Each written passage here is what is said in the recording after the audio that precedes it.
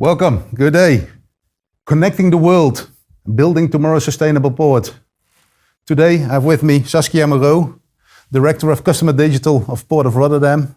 Saskia, I'm really happy to have you on our Vodcast. Welcome. Thank you. Very happy to be here.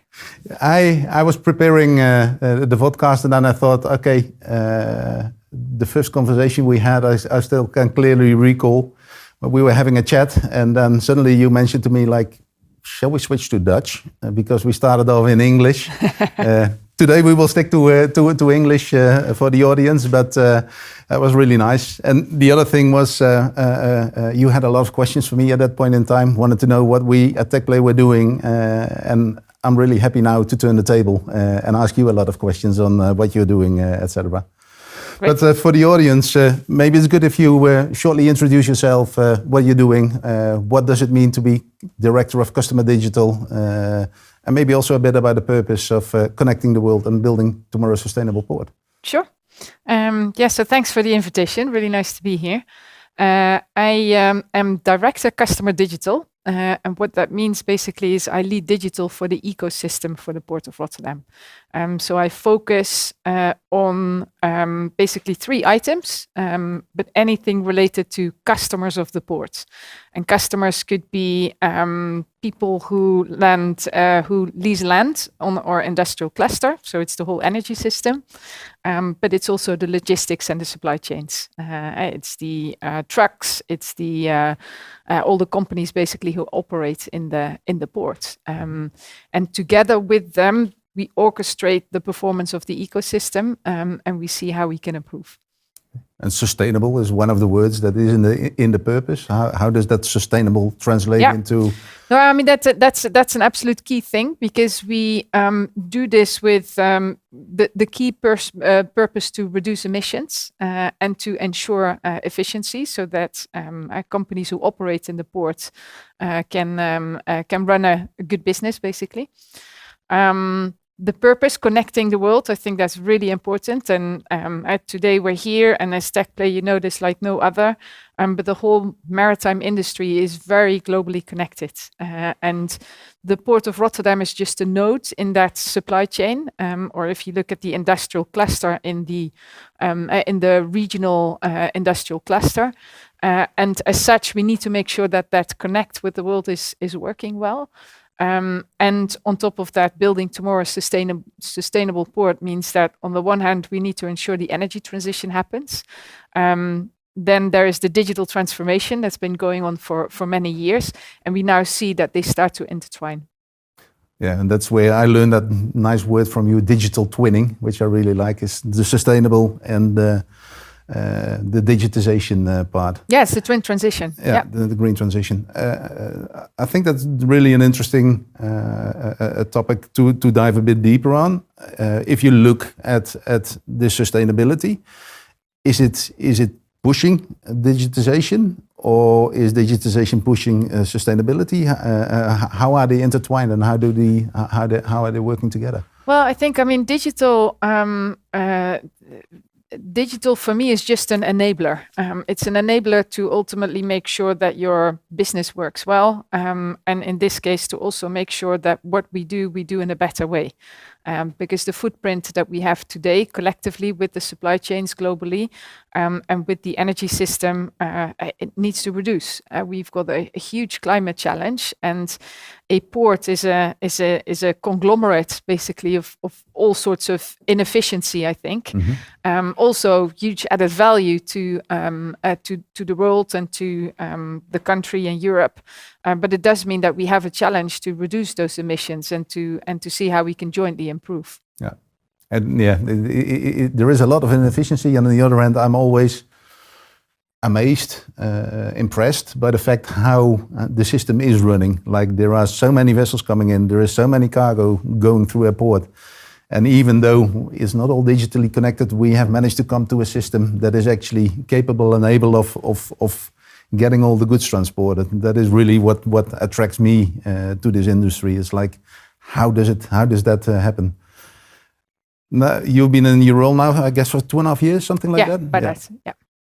If you look back at those 2.5 years, yeah, and that's one of the questions I ask to many of the guests. Is like, what is it that you have learned in those 2.5 years that people really need to understand about the maritime industry? What is it that pops out that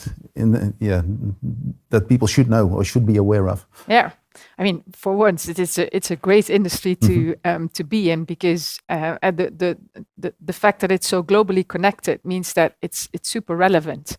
We have this green corridor between Singapore and Rotterdam, and you see that 80% of the global trade basically goes via the Asia-Europe corridor. So in that sense, I think it's a very exciting industry. Also, huge amount of individual players need to do their part to make sure that the whole works.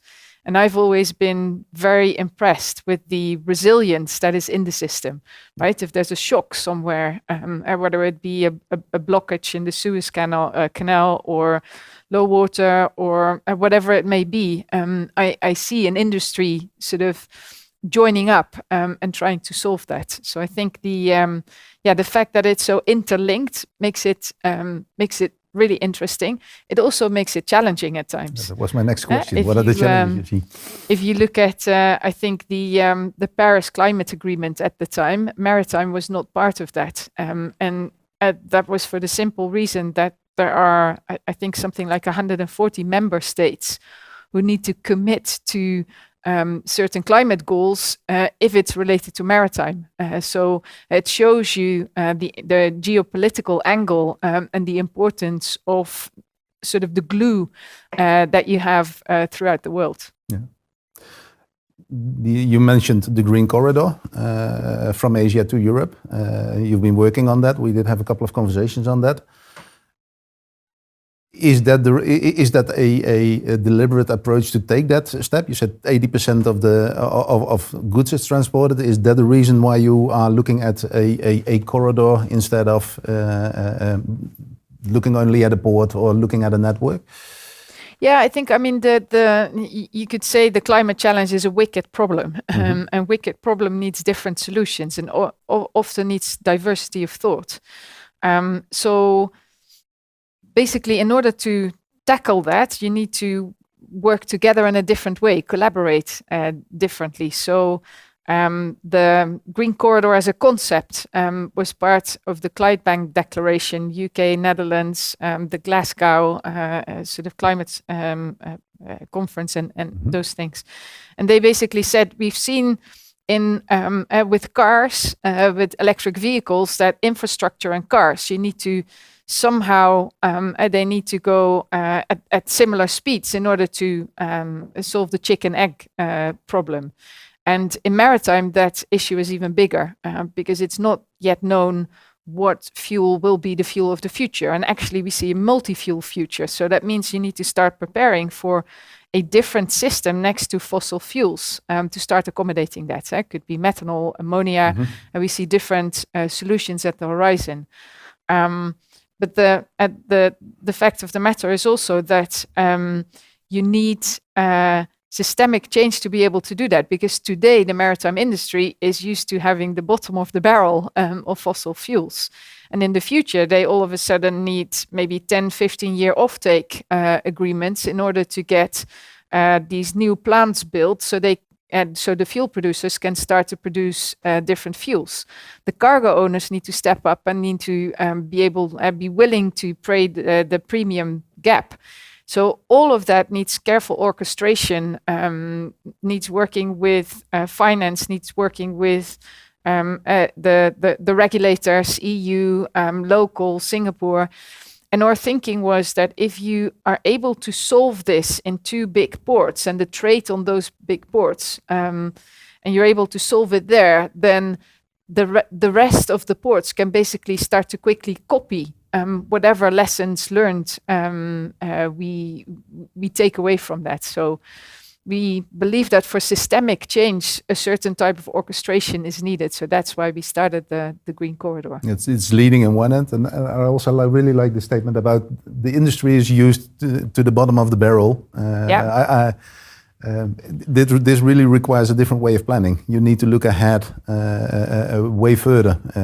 You can trust that there is always a bottom of the barrel, but if you want to have the top fuels, and it's different. It also means that you need to have different conversations with your suppliers, but also with your customers, right? And all of a sudden, as some of these vessel operators or liners, they have exposure in the middle because the timing of the fuel agreement and the actual offtake of and maybe transporting the cargo is not aligned. So how do you make sure that the whole piece lines up? So to be sort of collaborating and to be creative about solutions, but also to get some regulatory support for the first period when things are not don't have the benefit of economies of scale. That's basically what we see as a role. And in that initiative, the Port of Rotterdam is taking a leading position. I think there is also something like compensating for greener fuels in the port. How does that work? How does that look like? The ZIM initiative, I believe that's it. ZEMBA, I think you mean. Yes. So I mean, this is part of the fun of learning together. We work with the Aspen Institute and the Zero Emission Buyer Alliance. That's what ZEMBA stands for, because basically they got a group of cargo owners together. So I believe Walmart, IKEA, a whole bunch of other cargo owners. And they said, we need to start giving a buying signal on fuels to the liners. So they put a tender out for volume in the future to be delivered, but to be agreed right now. And we said as a corridor, well, we would really like to support that. And it would be great to get that volume on the corridor as such. And then we said, in order to give that sort of extra incentive as a port, can we waive the port dues for whoever wins the tender? So Hapag-Lloyd won in the end. And it means that for the vessels that sail into Port of Rotterdam on the fuel for the ZEMBA agreement, basically, we waive the port dues. That's a significant amount of money, but also a way for us to start seeing, okay, how could we use price incentives ourselves to help that energy transition and to help people move to the cleaner fuels? Yeah, and solve the chicken egg problem as well. Yeah, exactly. In that sense. Yeah. I think clean fuels is one part of the equation. The other part of the equation is, what are you doing? Operational excellence or efficiency, as it's called. We, as Teqplay, are really looking into what is actually happening in a port. Where is there waste in the port, or where can we identify activities that are not value contributing in that sense and make that visible in that sense? Mm-hmm. If you look at that operational efficiency part, how is that interwoven in your role as Director Customer Digital? Is that... Yeah, I mean, for one, maybe to make the bridge to the previous part of the green corridor, because we call it a green and digital corridor. Mm-hmm. So I think one part of the equation is the whole global connect. And what we do in the digital part of the corridor is we start looking at how can we jointly reduce emissions, and how can we set the standards to the IMO on actually operationalizing some of the some of the standardization work that has happened over the past decades. And to give a simple example, we are building a port-to-port API with estimated times of arrivals and actual time of arrivals. And that means that Singapore and Rotterdam can start to exchange that information with one another. Now, the day sailing between Singapore and Rotterdam means that the effect on the planning at the start won't be that big. But what happens is we do this under the IMO flag. We then demonstrate what the API specs should be, how it would work between the two ports, and we're now starting to exchange the same thing with Tangermet and with Gothenburg, and that does become into our range of sailing. So that's just an example of how we use data standardization and use our implementation power to demonstrate and to help basically help drive the new ways of working. Now, if you look at it from a broader perspective, connecting the world is one piece. On the logistics, the whole port call is important with just-in-time sailing. The asset utilization of the Port of Rotterdam, so all the, not so much our assets, but the assets of our customers. So think terminals, think quays, but also inland ships, trucks. How do we ensure that the whole system works together? So it's the modalities with the train, barge, and truck. So how do we get all the containers into inland in a good way? And then last but not least, it's the whole challenge of the energy system of the industrial cluster. You've got many different parties there, refineries, chemical plants, cold stores, all sorts of companies who operate their business in the port. And what we see is that affordable energy is important, available energy, so think around congestion, for example, for electricity, but also sustainable energy, which is the whole move to the new fuels away from fossil. And we believe that digital can play an important role in that energy system of the future. So you referred to digital twinning before. How can we create basically a virtual energy system? Can we know what the different forms of energies flow through the port? Where do we need energy hubs? Where do we need batteries? Where do we need storage? Can we do flexing between different companies? So it's those type of things that we look at. Yeah. And you started off with saying like we're working on a wicked problem. And it has many angles. If you now look at the wicked problem and the 2.5 years that you have been spending on it, what do you see as the biggest challenge in moving towards the transition? What are the forces within the industry that are kind of scary? I would say. Yeah, it's a good question. I was approached by someone at a point around just-in-time sailing, and it seems, and they said, well, it seems that everyone in the world is talking about just-in-time sailing, but no one is actually doing it. So I think part of the challenge is we know what is required, but because it's systemic, it's really hard to create the change that is required. I mean, if you look at Teqplay, one of my pleas would be for all companies to start using solutions that are out there more. A Teqplay, many other providers have solutions for the issues we face or for the opportunities there are, but that makes it difficult. And what we often see, and this also is the role for the Port of Rotterdam, is how can we jointly drive performance where it's really difficult for individual parties to make that change, because it's often many different actors who need to do something differently to progress. Now, combine that with the fact that lots of data is out there, but we're not very insight rich. So how do we start creating the right insights so that ultimately a captain or an operator, someone can do something differently? And I think that's the actual doing, that's the hard part. Yeah. I really can relate to that. I think in the journey of Teqplay, where we started off with tools helping to eliminate, to address waste. But that's only one step in the equation, because it's a collaborative process. So there are multiple stakeholders in that. So what we actually identified is like, okay, it is really hard to make the business case even in one company, but let alone if you start thinking about the ecosystem or the collaboration in that sense. And for me, it is also like making visible where there is still potential gain. That is for me one of the potential answers to the wicked problem, creating visibility. I do have the strong belief if there is money on the table, someone will actually start thinking about how can I take that money.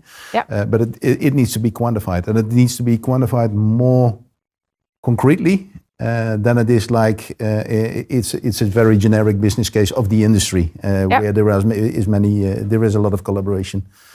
Even that, and just in time, even if companies are very close, they even are the cargo owner chartering the vessels and have the terminal themselves.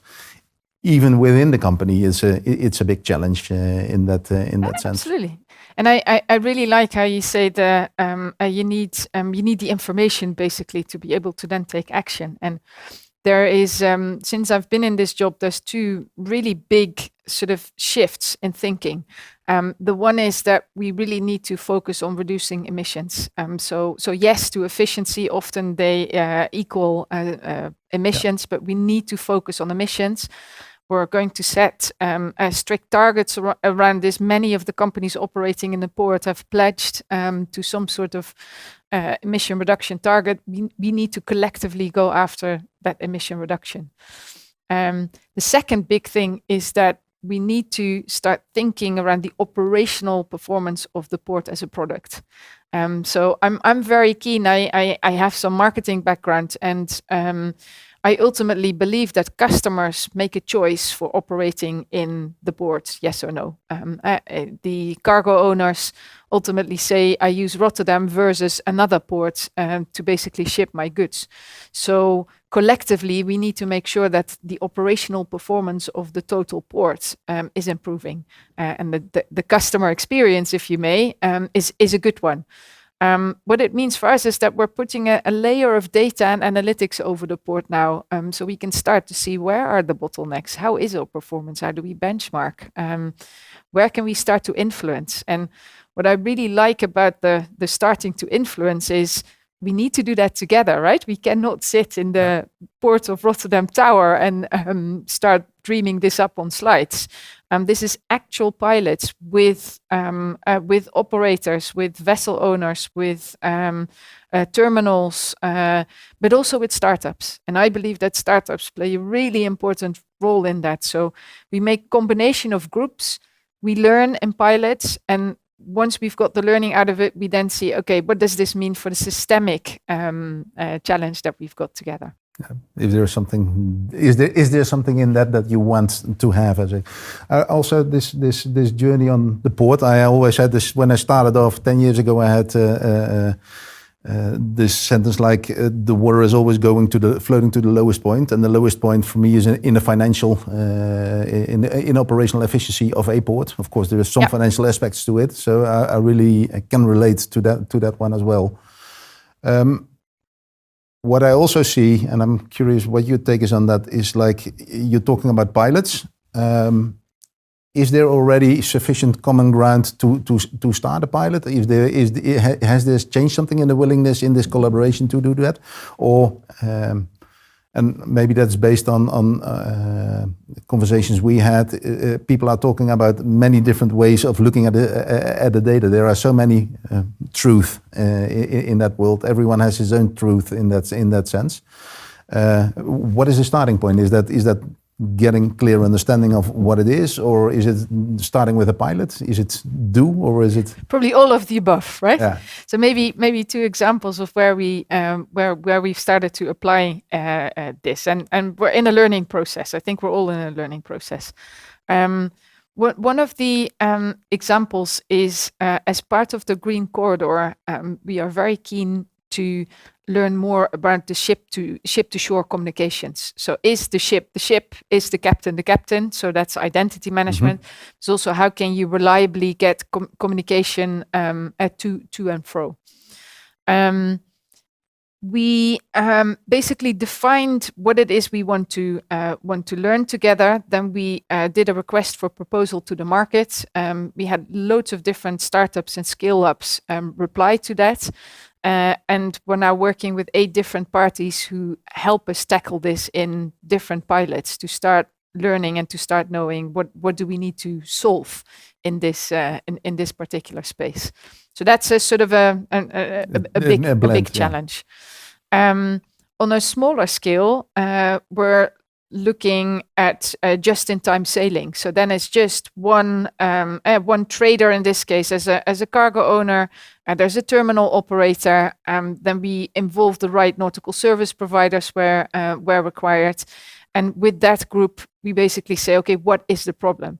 And you use sort of innovation techniques to get to the problem, because everyone has a piece of the puzzle, and somehow you need to then define what is the problem. But there are techniques for that. At the startup world basically has worked like that for decades.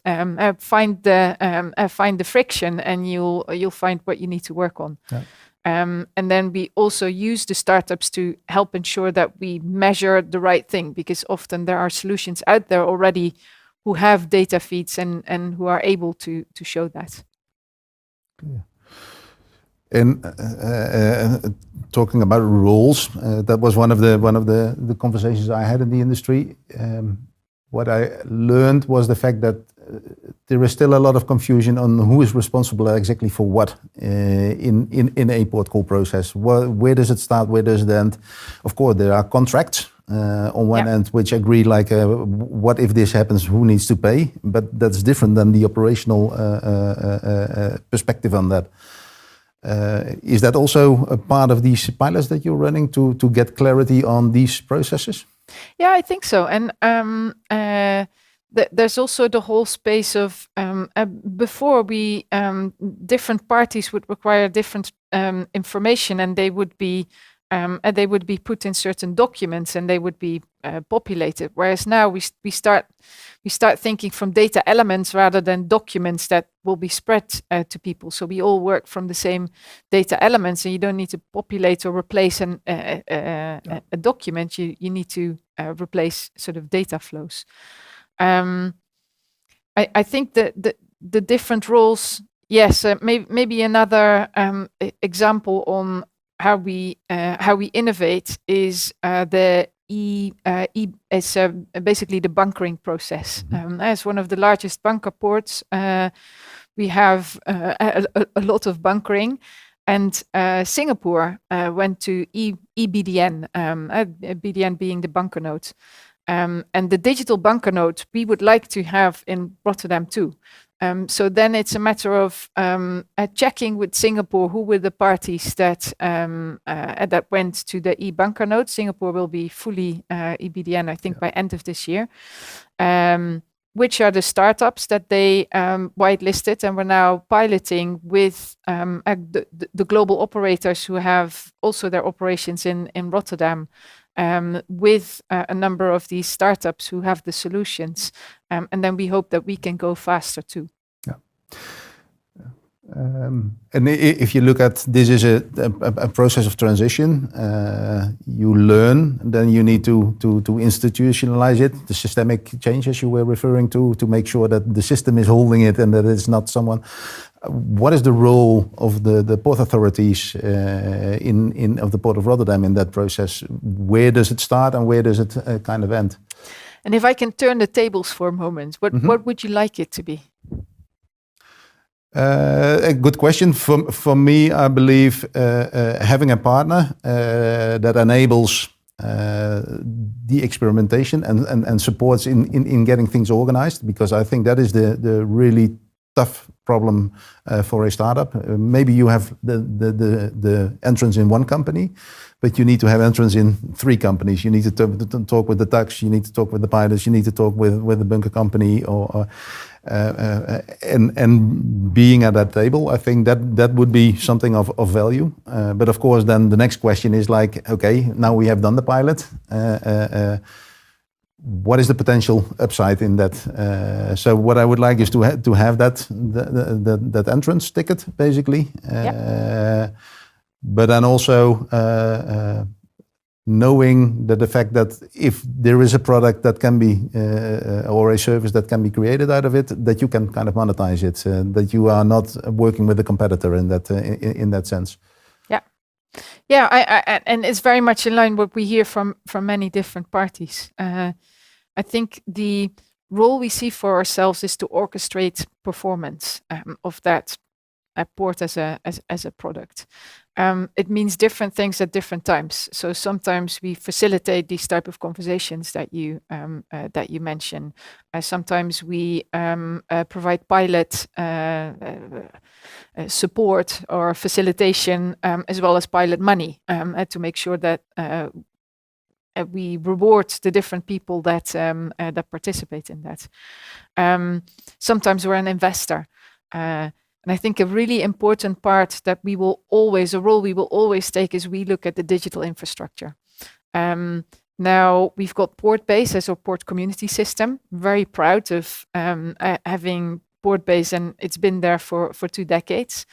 It's clearly a way that enables all the different parties to work together. So that's an important part of our digital infrastructure. We also see that in the future, the world is going more to federative data sharing. So how do we now enable that? A place, basically a marketplace where different people can put their data products in a window, so everyone in the world can see, okay, that's an interesting, for example, different terminals with estimated time of discharge for containers. Okay, I would like to get a basket of all the terminals for Rotterdam with that specific data point. So that marketplace, I think, is something that we should facilitate, and we're building that together with Portbase. But that marketplace will also contain not just the data products, but also services and solutions. Because exactly what you say, you would like to, once something works, you would like to get it scaled. And there's definite benefit if multiple parties use the same or at a minimum interoperable systems to solve a business problem. So that marketplace will contain, hopefully, all the best global startup and scale-up solutions for the maritime industry, and it becomes a way where you can easily work together. You can access the data, but also the solutions that are out there. Yeah, cool. Yeah, Saskia, I still have so many questions, but I think we're getting towards the end of the conversation. I really would like to thank you for the conversation we had. It gave me new insights. Really love to chat about this systemic change and what to do with what we need to do in order to accomplish that. I think that's a mission that we have been on as Teqplay for a while, and you clearly are as well. Yeah. So thank you very much for being on the Vodcast, and looking forward. It was a pleasure. Yeah, pleasure, okay. And great working with you too. Okay. Thank you, Leen. Thank you very much.